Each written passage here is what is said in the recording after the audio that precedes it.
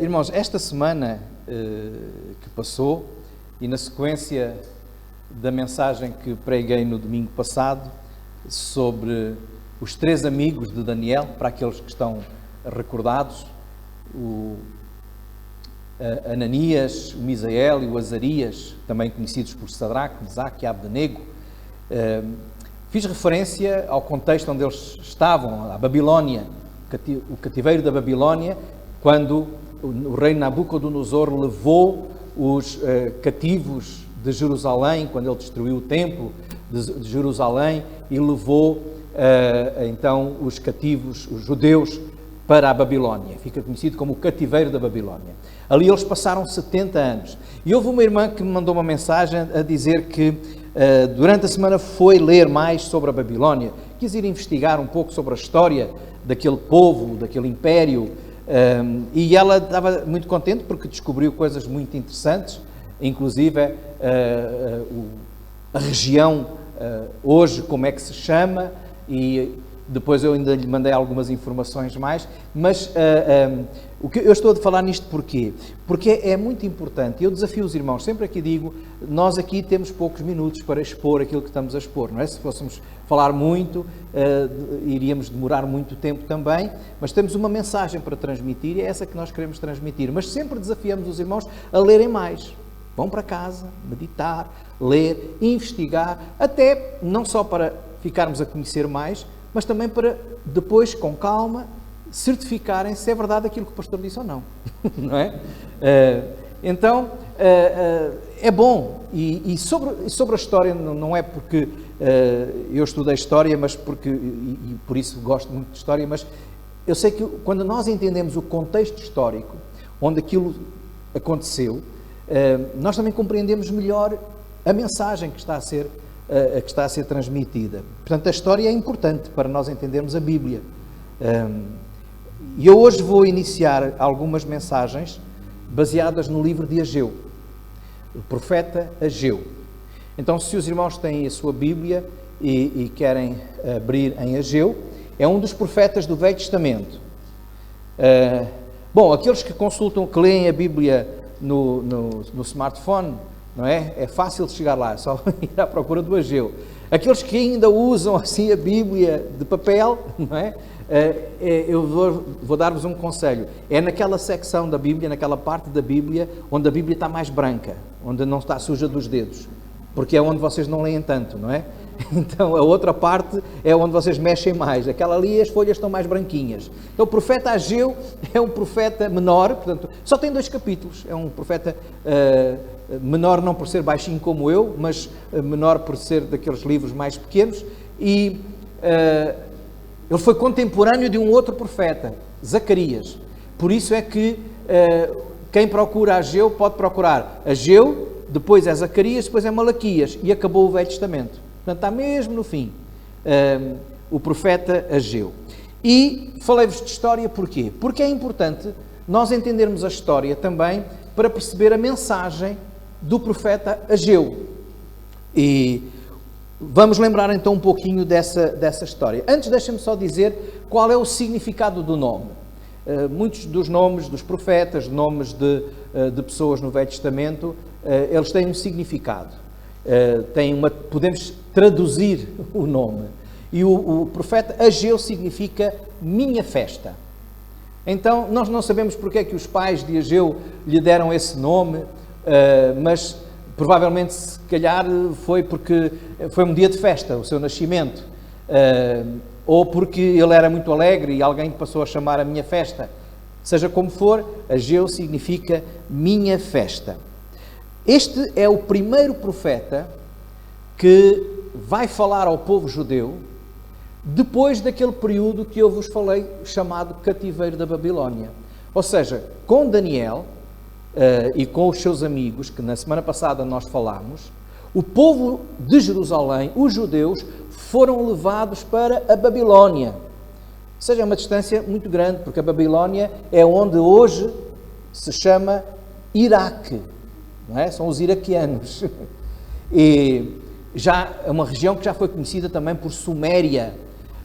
Também tinha um outro nome, os caldeus, Caldeia, eram os caldeus. Então, quando se fala de caldeus, sumérios, babilónicos, estamos a falar dos antigos iraquianos, não é?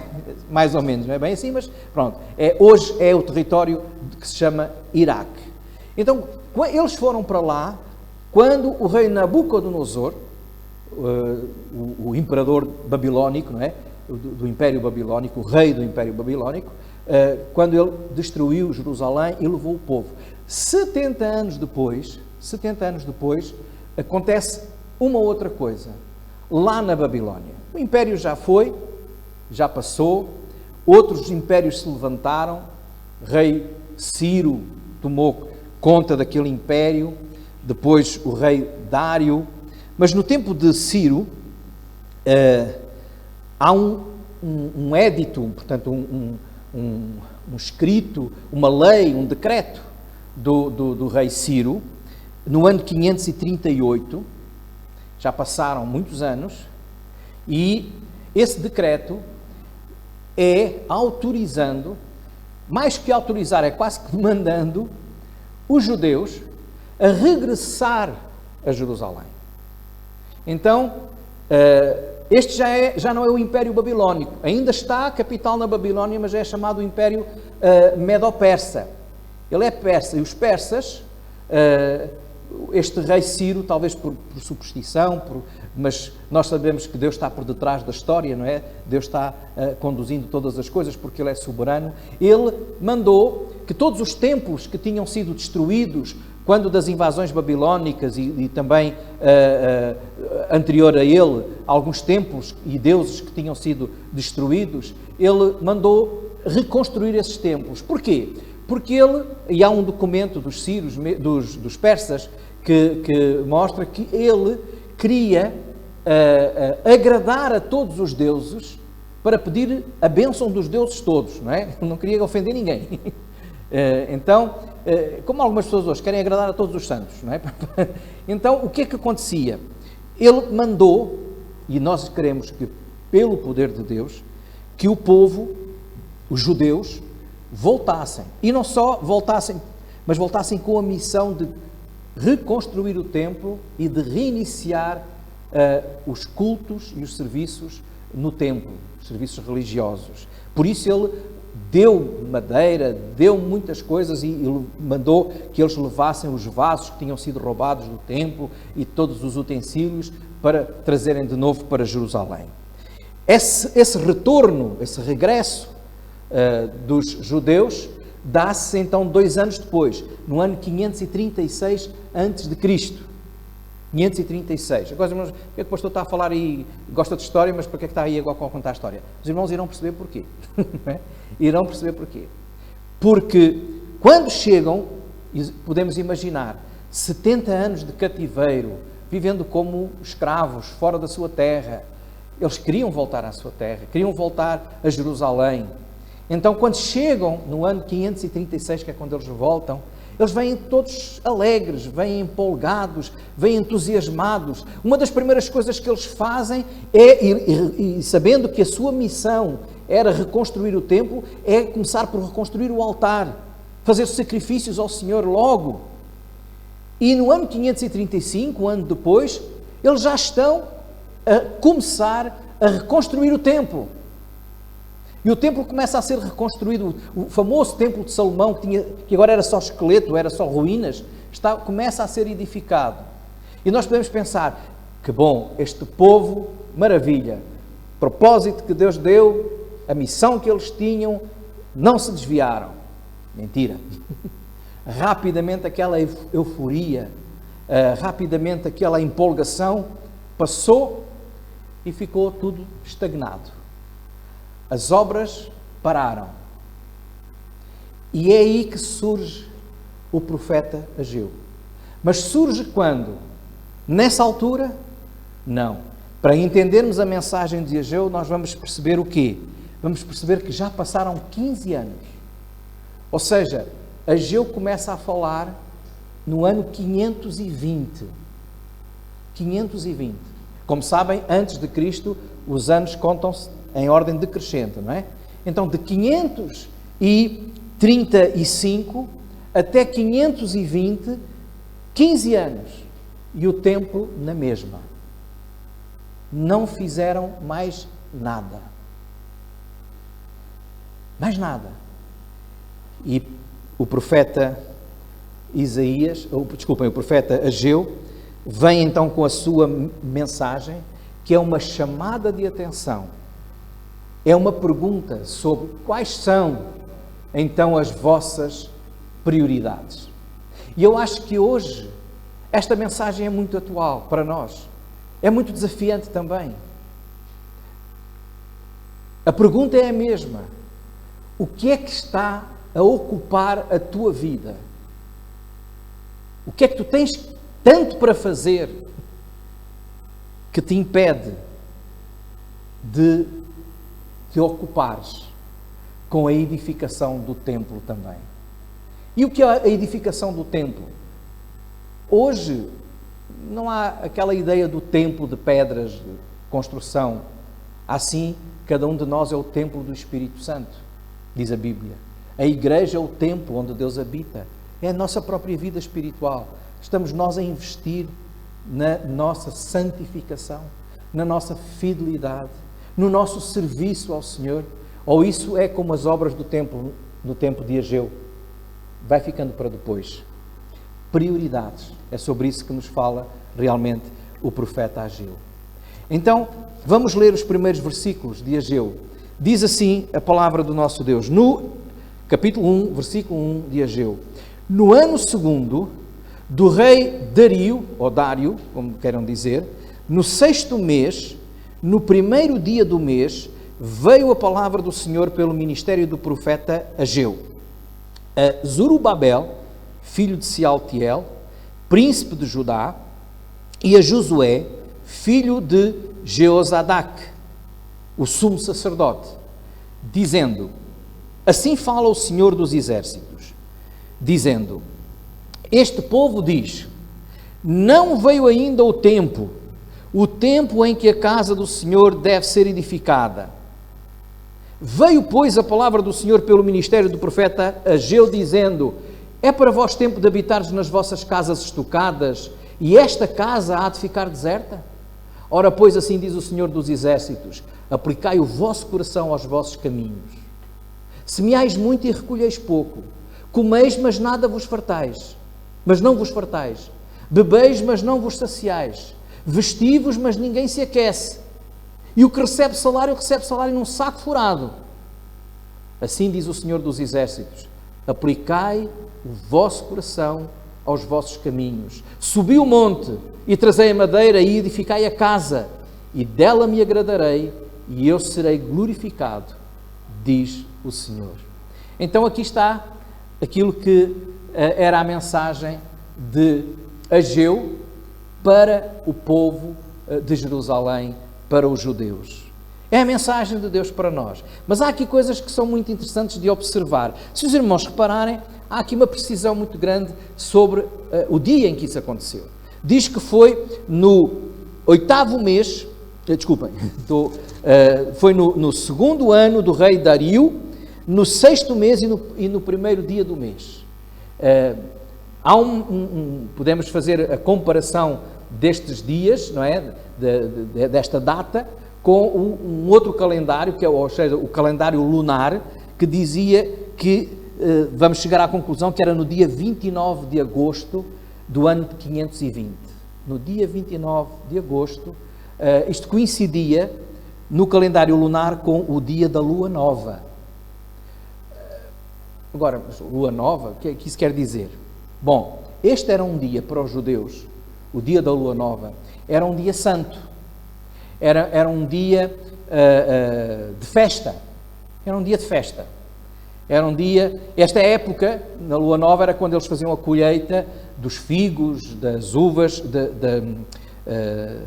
das romãs também, portanto, era um dia de festa. E havia sempre uma celebração, havia sempre muita festa nesse dia. E é precisamente nesse dia de festa que Ageu vem falar e vem trazer a sua mensagem. Pensando um pouco no nome de Ageu, minha festa, não é? Era o nome de Ageu. Podemos dizer que estavam todos em festa e ele chega, espera aí, agora a festa é minha, não é? Ou seja, chegou uma voz para estragar a festa. E é isto que muitas vezes acontece. O profeta de Deus às vezes estraga as festas. Andamos muito alegres, muito divertidos, muito distraídos e chega uma voz incómoda. Irmãos, Deus incomoda os acomodados. E esta é uma verdade que nós aprendemos aqui no livro de Ageu. Deus incomoda os acomodados. Esta era uma boa altura para falar àquele povo, àqueles líderes, quando eles estavam todos em celebração, em festa, em alegria, estavam todos juntos, todos podiam ouvir. E o profeta de Deus chegou, incomodando. E deixem que esta é a primeira coisa que eu queria dizer aqui hoje. O verdadeiro profeta de Deus, aquele que realmente traz uma mensagem de Deus, não é alguém que põe a mãozinha pela cabeça, com palavras suaves, mansas. Às vezes é uma voz dura que incomoda, que perturba. É assim desde o início. Os profetas do Velho Testamento, se eles tivessem trazido uma mensagem agradável, não tinham sido mortos, como muitos foram. O próprio Senhor Jesus, se tivesse trazido uma mensagem agradável, não teria sido morto. A Igreja de Jesus também não. Nós vemos, por exemplo, em Atos, no capítulo 17, no versículo 6, quando os discípulos chegaram com a mensagem do Evangelho à cidade de Tessalónica, os judeus ficaram muito ofendidos, ficaram muito preocupados com aquilo que estava a acontecer e disseram o seguinte: estes que têm transtornado o mundo chegaram também aqui. A mensagem que veio de Deus muitas vezes transtorna, perturba, incomoda. Agora os irmãos podem ver, 15 anos depois de terem começado a construção do templo, parado a construção do templo, as suas vidas continuaram a fazer as suas festas, e Deus completamente esquecido. Talvez nos rituais, mas esses rituais para Deus não significavam nada. Quando se fala desta festa da Lua Nova, vejam o que é que Deus diz, por exemplo, em Isaías, no capítulo 1, versículo 13 e 14. Em Isaías, capítulo 1, versículo 13 e 14. Esta festa da Lua Nova, os irmãos podem ver referências, por exemplo, em Salmos 81, no Salmo 81, os versículos 1 a 3, mas não vamos ler agora, mas podemos ler Isaías, capítulo 1, que é logo a seguir, o profeta Isaías, no capítulo 1, os versículos 13 e versículos 14, diz assim: não tragais mais ofertas de balde, ou seja, não é num balde, é ofertas em vão. Esta palavra de balde significa em vão, ocas, vazias. Não tragais mais ofertas de balde. O incenso é para mim abominação, e também as festas da Lua Nova e os sábados e a convocação das congregações. Não posso suportar iniquidade, nem mesmo o ajuntamento solene. Ou seja, eles juntavam-se, faziam a festa, e Deus diz: isto já me aborrece, porque isso é oco, é vazio. Então eles faziam a festa, que deveria ser uma festa, como por exemplo a da Lua Nova, para celebrar a fidelidade de Deus, como cantámos aqui, a fidelidade de Deus, para pensar realmente naquilo que Deus era e como Deus trabalhava com eles, mas para eles isso não importava. O que importava é a festa. É uma altura, assim, vamos pôr isto agora assim, um pouquinho para os dias de hoje. Vamos à igreja porque estão lá os meus amigos e a gente depois, no intervalo, até bebe um cafezinho e convive, não é? Não é vamos à igreja para engrandecer e exaltar o nome do Senhor. Porquê é que nós celebramos? Há um propósito. E aqui, o versículo 14 diz em Isaías 1, as vossas festas da Lua Nova e as vossas solenidades as aborrece a minha alma, já me são pesadas, já estou cansado de sofrer. Ou seja, isso não dizia nada a Deus. Eu estava cansado. Será que a minha adoração, o meu culto, é um ritual vazio e oco, do qual Deus já está cansado de ouvir os nossos cânticos, de ouvir as nossas palavras? O que é que estava a acontecer? Este povo tinha posto Deus de parte. Os judeus sempre ligaram muito a isso, tanto que no Novo Testamento, quando a igreja se espalha pelos gentios, portanto pelos povos que não são judeus, os judeus queriam que eles também celebrassem estas festas. Paulo escreve aos Colossenses e ele diz, olha, ninguém tem que vos perturbar, ninguém tem que vos aprisionar às festas da lua nova, aos sábados, essas coisas, porque vocês são salvos pela graça em Cristo Jesus. Mas eles ainda insistiam, tem que se cumprir todas estas festas. E mais importante às vezes é estragar a festa. E Deus muitas vezes estraga a festa. Às vezes nós vimos à igreja, estamos na igreja, estamos muito contentes porque até ouvimos alguma coisa que nos agrada, mas o mais importante é quando isso mexe com a nossa vida, com o nosso coração e nos faz sentir a necessidade de mudança. Porque Deus incomoda, o Espírito de Deus incomoda. Ele convence do pecado, da justiça e do juízo. E todo aquele que é profeta de Deus, todo aquele, e o profeta não quer dizer que seja aquele que prevê o futuro, não é? O profeta é aquele que traz a palavra de Deus. E às vezes essa palavra é uma palavra para o futuro. Quando eu aqui falo aos irmãos, à igreja, a qualquer outra pessoa dizendo, olha, o futuro é este, se creres em Jesus Cristo vais ter a vida eterna, se não creres, o teu futuro vai ser no inferno. Olha, esta é uma mensagem profética. Então, o verdadeiro profeta tem que, às vezes, incomodar. A Bíblia diz-nos em 2 Timóteo capítulo 4, versículo 3, que nos últimos tempos haverá gente, mesmo nas igrejas, que não vão ser capazes de suportar uma mensagem que incomoda, uma mensagem que perturba. Então vão ajuntar para si, os irmãos podem ver em 2 Timóteo, capítulo 4 e versículo 3, diz, vão ajuntar para si os mestres, os pastores, os pregadores, que lhes digam aquilo que faz comichão, que coça a comichão nos ouvidos.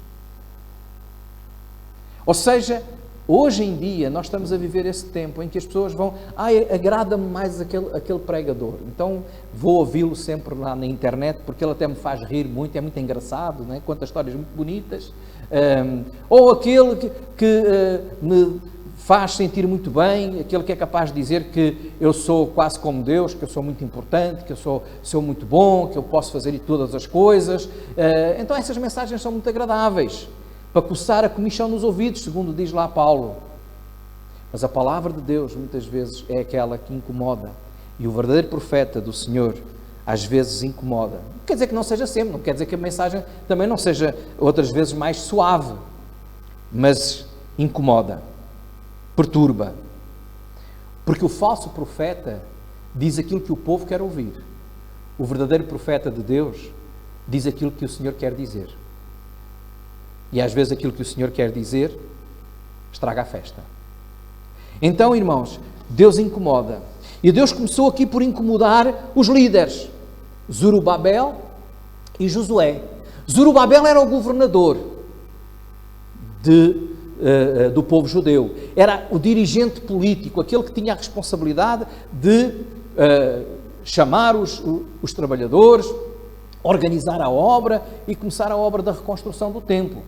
Portanto, o líder político, o responsável por fazer andar aquela obra que era a construção do templo. O Josué era o sacerdote, era o responsável por conduzir o povo neste sentimento, neste desejo de obedecer a Deus, de não se desviar do propósito que Deus tinha dado. Mas eles, como líderes, não lideraram nada, não conduziram o povo. E eles deviam ter conduzido, mas provavelmente não quiseram incomodar, porque o povo estava muito ocupado e eles não quiseram perturbar, então não fizeram o seu papel de guias e de responsáveis. Em Hebreus capítulo 13, versículo 17, diz que os pastores são aqueles que velam pelas almas da igreja, dos crentes. E se eles não fizerem o seu trabalho, um dia vão prestar contas a Deus. vão prestar contas a Deus. Há muitos pastores que gostam da primeira parte desse versículo que diz lá em Hebreus 13:17, para os crentes: obedecei aos vossos pastores. Então têm que me obedecer. Esquecem a outra parte. Velar, zelar pelas almas. Ou seja, para que aquilo que é bom para a igreja, eles não tenham nenhum problema em anunciar e em ensinar, em exortar com a palavra de Deus. E às vezes não é agradável. Portanto, os pastores vão dar contas a Deus também, se não transmitirem fielmente a palavra do Senhor, e se não exortarem, se não aconselharem, se não alimentarem bem o povo de Deus. E aqui eles são chamados à atenção, mas o povo também. E Deus identifica, através do profeta, qual é o problema deste povo. Ele diz lá no versículo que nós lemos, no versículo 2, o povo diz: não veio ainda o tempo em que a casa do Senhor deve ser edificada. Ou seja, 15 anos antes, 16 anos antes, o Senhor já tinha dito: vão, para começar, reconstruam o templo. Passado este tempo todo, eles continuavam a dizer: ainda não é tempo. Então Deus identifica o grande problema deste povo. O grande problema era prioridades erradas. Aquilo que era prioridades para eles, a prioridade na vida deles, estava completamente em desalinho com aquilo que era a vontade de Deus, com aquilo que era o propósito de Deus. O povo estava muito ocupado, parou a construção do templo, dizendo que ainda não era o tempo, quando Deus já tinha dito que sim, que era o tempo, mas eles diziam que não. Havia outras coisas a ocuparem o seu tempo, e então não havia tempo para Deus, nem tempo para a casa do Senhor. O templo, ou a reconstrução do templo, deixou de ser a sua prioridade. Mas o templo tinha sido a missão que Deus lhe tinha dado. Tinha sido aquilo que Deus tinha dito, que era o propósito da volta para Jerusalém. Vidas ocupadas com muita coisa, provavelmente algumas coisas boas, porque eles estavam ocupados a reconstruir as suas casas. Muitos: olha a minha casa, eu morava aqui, a minha família morava aqui. Ou então: olha, vamos construir aqui a nossa casa. Eram coisas boas, a família precisava de estar abrigada. Eles precisavam de sustento, tinham que trabalhar. Mas isso não implicava que Deus tivesse de ficar para trás. As perguntas de Deus, aqui no texto, são muito claras. É tempo para vocês viverem o vosso conforto, o vosso luxo, as vossas vidas, mas não é tempo para a minha casa, não é tempo para mim, não é tempo para fazerem a minha vontade. É claro que nós na vida não temos tempo para tudo. Nós precisamos de saber o que é importante para que, na base disso, possamos definir o que é prioritário. Muitas vezes nós lutamos contra o tempo. Eu luto muitas vezes contra o tempo, creio que os irmãos também. E dizemos: não tenho tempo para isto, não tenho tempo para aquilo. Nenhum de nós tem capacidade para fazer crescer o tempo, para fazer esticar o tempo. Ocupamos os nossos dias com muitas coisas. Algumas delas são coisas que nós consideramos urgentes. Outras são coisas que nós consideramos desejáveis. Não é urgente, mas eu gosto tanto disto, eu vou ocupar-me a fazer esta atividade, vou fazer isto, vou fazer aquilo. Outras que consideramos que são importantes. Agora, qual é a prioridade? E como definir o que é prioritário? O que é que deve vir em primeiro lugar? As prioridades, elas serão acertadas, serão certas, quando o propósito da nossa vida for o propósito certo também. O meu propósito de vida é o certo quando ele está centrado e focado na missão que Deus me deu. Ou seja, aquele povo, o propósito deveria ser reconstruir o templo. Porquê? Porque essa foi a missão que eles tinham quando regressaram da Babilónia, reconstruir o templo. mas aquilo deixou de ser prioritário porque deixou de ser importante. Para definir prioridade, nós precisamos de definir o propósito. Então, qual é o propósito da minha vida? Qual é o propósito da tua vida? Para definir o propósito, nós temos que conhecer, precisamos de viver a missão que Deus nos deu.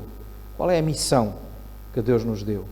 A do povo era reconstruir o templo, mas eles esqueceram-se disso. E por isso, as suas prioridades começaram a ser erradas. E as prioridades têm que estar de acordo com a missão. Jesus é o exemplo disso. Jesus é o exemplo disso. As prioridades de Jesus eram estabelecidas pela consciência que ele tinha de qual era a sua missão. Por isso é que Jesus dizia muitas vezes, ainda não é chegada a minha hora. Às vezes ele deixava coisas boas para fazer, para ir fazer outras e dar prioridade a outras que eram importantes.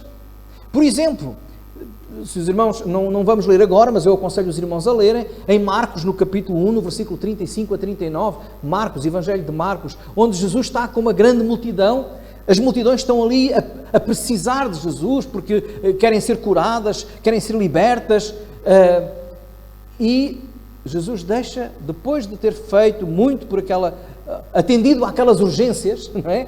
Depois de ter atendido àquelas urgências, Jesus retira-se para orar. Fica sozinho em oração. Mas havia tanta coisa que Jesus tinha que fazer que eles começaram à procura de Jesus. Procuraram, demoraram a encontrar, e quando encontraram Jesus, todos estão à tua procura.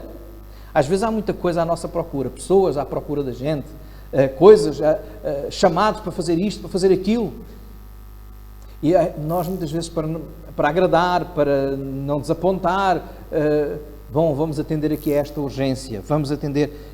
Bom, é bom, mas às vezes é preciso decidir que há coisas boas que têm que deixar de ser feitas para se fazerem coisas importantes. E para Jesus era importante estar em comunhão e em oração. E ele passou aquele tempo em comunhão e oração. Depois, era de esperar que Jesus acabasse de orar e fosse ter com aquela gente. Mas diz lá em Marcos que Jesus foi para o outro lado. Tão frio. Então deixa aquela gente ali e vai para o outro lado. Jesus tinha a consciência da sua missão. E ele sabia que às vezes era importante deixar o urgente para ir fazer o importante.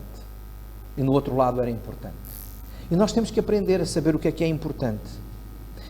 Isto significa que para decidir o que fazer, muitas vezes nós também temos que decidir o que não fazer. E Jesus nessa altura decidiu não fazer uma coisa que lhe estavam a pedir para ir fazer outra. Às vezes decidir não fazer coisas boas, mas para fazer coisas importantes. E importantes para nós, porque são importantes para Deus, porque são as mais importantes. Isto quer dizer o quê? Quer dizer, irmãos, que nós temos que aprender a organizar, a administrar bem o nosso tempo. O livro de Eclesiastes, no Velho Testamento, no capítulo 3, diz-nos que Deus tem nos dado tempo para tudo. Os irmãos conhecem Eclesiastes 3. Há tempo para todo o propósito debaixo do céu. Há tempo para nascer, para morrer, tempo para cantar, há tempo para tudo. E nós dizemos assim, muitas vezes, eu não tenho tempo para isto, não tenho tempo para aquilo, não tenho tempo, o tempo não me dá para nada. Então, olha, ou Deus se enganou quando escreveu aquilo, quando disse inspirou o Salomão a escrever aquilo, ou Deus se enganou, e Deus engana-se? Não. Ou então Deus se enganou a fazer o tempo, ele em vez de ter feito dias de 24 horas, se calhar devia de fazer dias de 48 horas?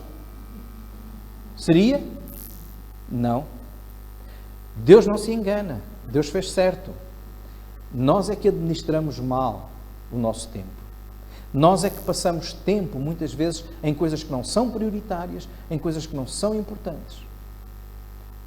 Por isso o Senhor diz, no mesmo livro de Eclesiastes, no capítulo 12, lembra-te do teu Criador nos dias da tua mocidade, antes que venham os maus dias, dos quais venhas a dizer, não tenho neles contentamento. E continua dizendo quais são esses maus dias, quando já não temos força para nada, já não ouvimos bem, já não vemos bem, e diz, antes que o pó volte à terra, e o espírito volta a Deus. Ou seja, antes que tu morras, lembra-te do teu Criador, mas lembra-te nos dias da tua mocidade, ou seja, lembra-te o mais depressa possível.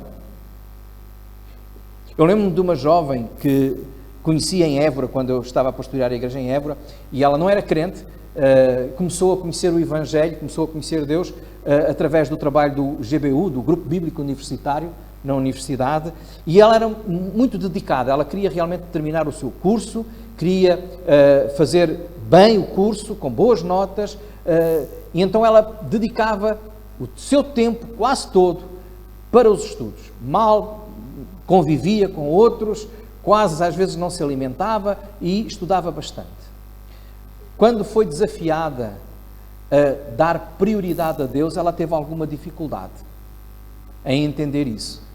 Mas ela aceitou o desafio e ela começou a tirar tempo para ir às reuniões do Grupo Bíblico Universitário, estar com jovens crentes, estudar a Bíblia, orar, ir à igreja, assistir aos cultos e participar nos cultos, ir às reuniões de oração e, passado um tempo, ela, em conversa comigo, dizia-me: pastor, é interessante, eu achava que não tinha tempo suficiente para estudar e tinha que me dedicar só aos estudos, não tinha tempo para outras coisas. Desde que eu conheço o Senhor e comecei a dar tempo para Ele, eu tenho tempo para Deus, tenho tempo para os amigos e tenho tempo para estudar e está tudo a correr bem. As minhas notas não baixaram. Irmãos, quando nós realmente pomos o Senhor em primeiro lugar e lhe damos a prioridade, Ele que é o Senhor do tempo, Ele organiza a nossa agenda e vai-nos mostrar realmente o que é importante para que aquilo que é importante passe a ser prioritário na nossa vida. Há muita coisa que é urgente, muita coisa que nós desejamos, muita coisa que nós gostamos, mas nós temos que decidir o que é que realmente é importante para Deus. É tempo, irmãos, de pormos em primeiro lugar o nosso Deus. Jovens, que lugar ocupa Deus na tua vida? Quando é que tu vais dar tempo para as coisas de Deus, para a edificação da tua do teu templo, que é o templo do Espírito Santo, da tua vida espiritual, serviço ao Senhor? És muito novo agora? Depois, mais tarde, eu terei tempo. Olha, eu não quero assustar ninguém, mas vai ao cemitério e vais ver muita gente lá, da tua idade. Vai lá ler as lápides. Antes que venham os maus dias, lembra-te do teu Criador. Jovens, mas também homens, mulheres, que tempo tens tu para Deus? Quando é que vais dar tempo para Deus? Olha, eu vou responder à pergunta por vocês. Tu vais ter tempo para Deus quando Deus for importante para ti. No dia em que Deus passar a ser realmente aquilo que é mais importante na tua vida, então Deus passa a ser a tua prioridade. Por isso o texto aqui diz, em Ageu, no capítulo 5, ele diz assim: assim diz o Senhor, aplicai o vosso coração aos vossos caminhos, semeais muito e recolheis pouco, comeis, mas não vos fartais, bebeis, mas não vos saciais, vestivos, mas ninguém se aquece, e o que recebe salário num saco furado. Assim diz o Senhor dos exércitos, aplicai o vosso coração aos vossos caminhos.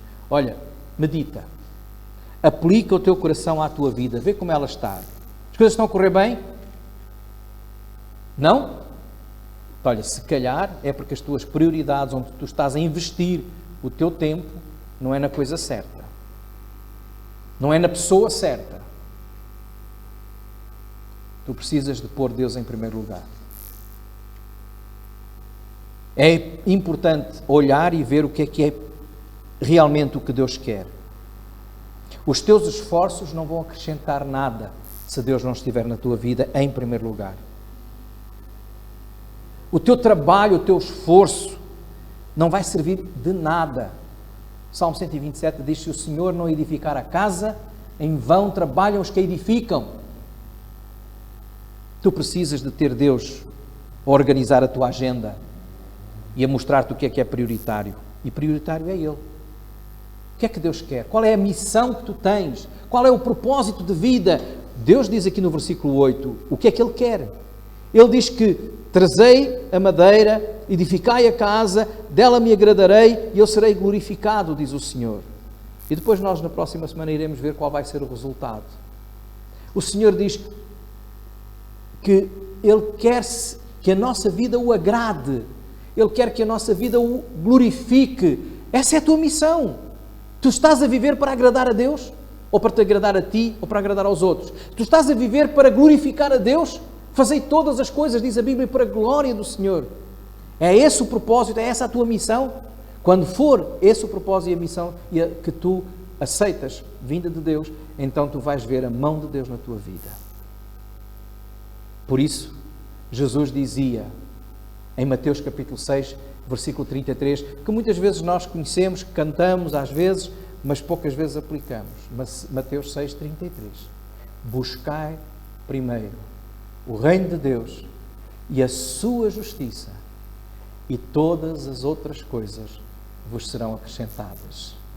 Vos serão acrescentadas. Quando nós buscamos todas as outras coisas, Deus não vem. Mas quando nós buscamos Deus, com Ele vêm todas as outras coisas e Ele organiza a nossa vida. É honrado, agradado e glorificado, porque esse é o nosso propósito.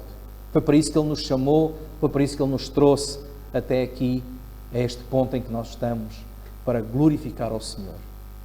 Então, meus irmãos, vamos pensar, o que é prioritário para ti? O que é importante? O que é que tu buscas em primeiro lugar? Buscai primeiro o reino de Deus e a sua justiça, e tu vais ver o poder de Deus na tua vida. Amém.